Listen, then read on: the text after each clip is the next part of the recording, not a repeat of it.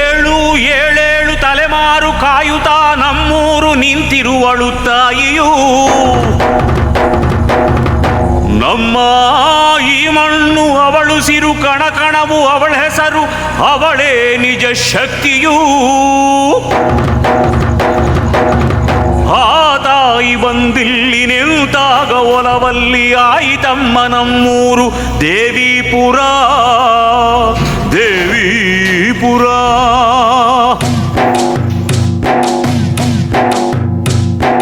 ಕಂದ ನಿನಗೋಸ್ಕರ ಹೇಳುವೆ ಆ ತಾಯಿ ಇಲ್ಲಿ ಬಂದು ನಿಂತ ಕಥೆಯನು. ಭಕ್ತಿ ಮೈ ತುಂಬಿರೆ ಹಾಡುವೆ ನಮ್ಮೂರು ದೇವಿಪುರವೂ ಆದ ಕಥೆಯನು ನಾನು. ಮಣ್ಣಿನ ಪುಣ್ಯವೋ ಹಿರಿಯರ ಪುಣ್ಯವೋ, ದೇವಿ ಕರುಣೆ ಹೊಳೆಯು ಹರಿದಿಹುದಿಲ್ಲಿ. ಒರೆಸಿ ಕಂಬನಿ ಹರಿಸಿ ಜೇನಹನಿ, ತೋರುವ ಲೀಲೆಗಳು ಸಾವಿರವಿಲ್ಲಿ. ಕಂದ ನಿನಗೋಸ್ಕರ ಹೇಳುವೆ ಆ ತಾಯಿ ಇಲ್ಲಿ ಬಂದು ನಿಂತ ಕಥೆಯನು.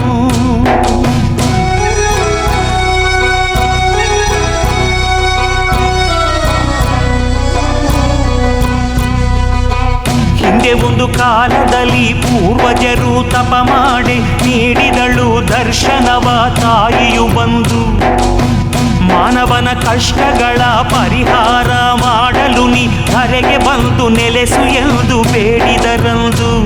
ಆ ಗೊಲವಿನಲ್ಲಿ ನಗು ನಗುತ್ತ ನುಡಿದಳು ಆ ಶ್ರೀಮಾತ, ಬರುವೆ ನಾನು ಮಗು ನಿನ್ನ ಜೊತೆಯಲಿ.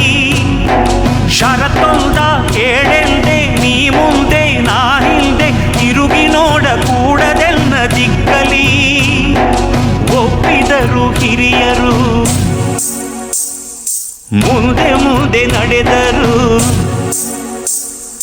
ತಾಯಿ ಹೆಜ್ಜೆ ಗೆಜ್ಜೆನಾದ ನಿಲ್ಲೆ ತವಕ ಮನದಲ್ಲಿ, ಏಕೆ ಎಂದು ತಿರುಗಿ ನೋಡೆ ಶಿಲೆಯಾದಳು ಕ್ಷಣದಲ್ಲಿ.